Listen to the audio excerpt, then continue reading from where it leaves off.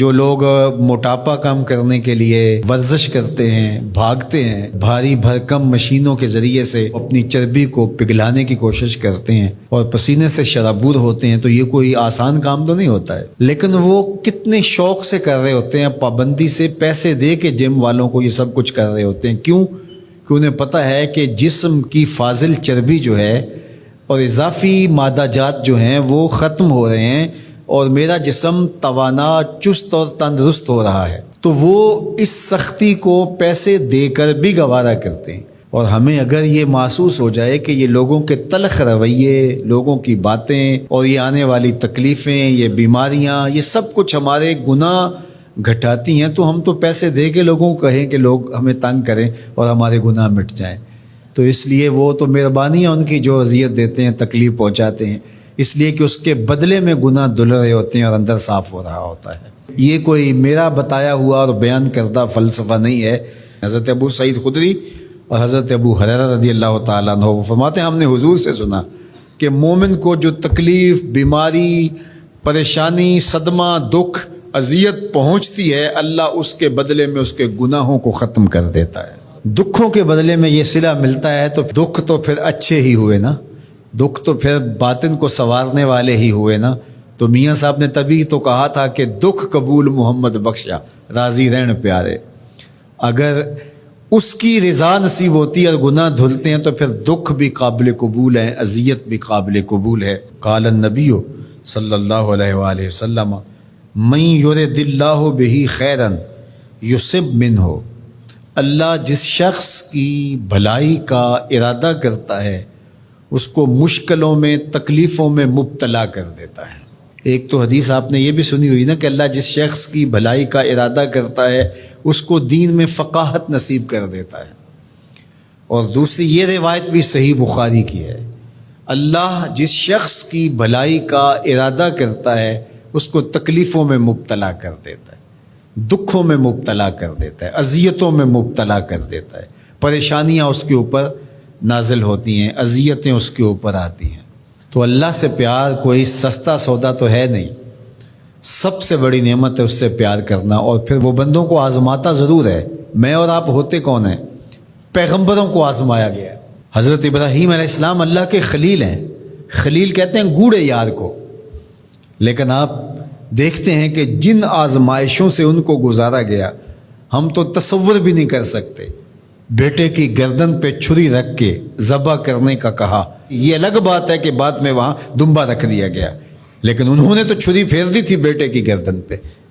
یہ کوئی آسان کام ہے؟ جلتی ہوئی آگ میں چھلانگ لگا دینا یہ کوئی تماشا لب بام ہے؟ لیکن کر گزرے نا۔ یاری تیری سونا پر ازمیشاں تیریاں اگ، سونا پرکھیا جاوندا ہے نال اگاں دے لگ۔ سونے کو پرکھنے کے لیے خالص ہے کہ نا خالص ہے، آگ میں ڈالا جاتا ہے۔ تو زندگی میں جو تلخیاں، تکلیفیں، اذیتیں، پریشانیاں، دکھ، مصائب، آلام، کمزوریاں، محرومیاں، بیماریاں اور دقتیں، ٹینشنیں، پریشانیاں، اپنوں بیگانوں کی طرف سے پہنچائی جانے والی اذیتیں، لوگوں کے کھردرے رویے، سخت بے مروتیاں، بے وفائیاں اور موسموں کے تغیر و تبدل کی وجہ سے جو اثرات مرتب ہوتے ہیں اور ہماری معاشرتی ناہمواریوں کی وجہ سے جن تکلیفوں کو آئے روز ہمیں سہنا پڑتا ہے، گلی سے گزرتے ہوئے لوگوں کے رویے اور جو کچھ ہے، ان سب چیزوں کو آپ جو ہے وہ صبر کے ساتھ برداشت کرتے ہوئے آگے بڑھیں اور اپنا مطمع نظر اللہ کی رضا کو رکھیں گے تو اس کا لازمی نتیجہ یہ ہے کہ اللہ اس کے بدلے کے اندر آپ کو بہتر صلہ عطا فرمائے گا، بہتر اجر عطا کرے گا۔ لیکن اگر فرض کرو یہ ساری چیزیں آپ برداشت نہیں کریں گے تو آنے والی بیماریوں کو، پریشانیوں کو، موسم کی شدتوں کو آپ روک بھی نہیں پائیں گے، لیکن آپ جو ہے وہ مجموعہ اذیت بن جائیں گے، آپ ہر وقت اپنے آپ سے ہی تنگ رہیں گے اور اجر سے بھی محروم رہیں گے۔ تو اس لیے یہ زندگی ان چیزوں کے ساتھ ہی گزرے گی اور ان چیزوں کے ساتھ ہی گزارا کرنا پڑے گا، اور یہ ساری چیزیں زندگی کے ساتھ ساتھ چلتی رہیں گی، تکلیفیں بھی آتی رہیں گی، ان کو برداشت کر کے آگے بڑھتے رہنا ہی ہماری زندگی کا حسن اور ہماری زندگی کا جمال ہے۔ لَقَدْ خَلَقْنَا الْإِنسَانَ فِي قَبْضٍ، انسان کو پیدا ہی مشقت میں رہتا کیا گیا ہے، لیکن اس کے باوجود جب وہ ان ساری چیزوں کو اللہ کی رضا کے لیے گوارا کرتا ہے کہ کوئی بات نہیں، یہ سب کچھ میرے مالک کی طرف سے ہے اور یہ میری زندگی کے سسٹم کا حصہ ہے، اور وہ آگے بڑھتا چلا جاتا ہے، تو زندگی اس کے لیے آسان ہوتی چلی جاتی ہے۔ ورنہ زندگی اتنی تلخ کہ قدم نہیں اٹھایا جاتا، اور ہر وقت بندہ ان مصائب سے نکلنے نہیں پاتا۔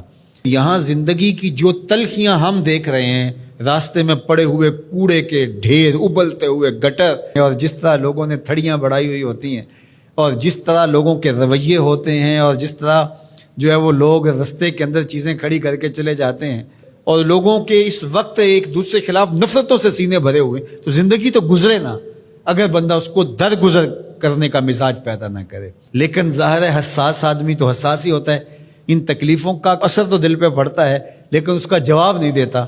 تو جب جواب نہیں دیتا ہے تو میرے حضور نے کتنی خوبصورت بات فرمائی، اللہ اس ایک ایک آنے والی تکلیف کے بدلے میں اس کے گناہوں کو دھو ڈالتا ہے۔ گناہ بھی ہمارے تھوڑے نہیں ہیں، تو میں سمجھتا ہوں کہ جس طرح زندگی ہماری کٹ رہی ہے، گزر رہی ہے، میرے مالک نے ہماری معافی کے راستے بھی بڑے رکھے ہوئے ہیں۔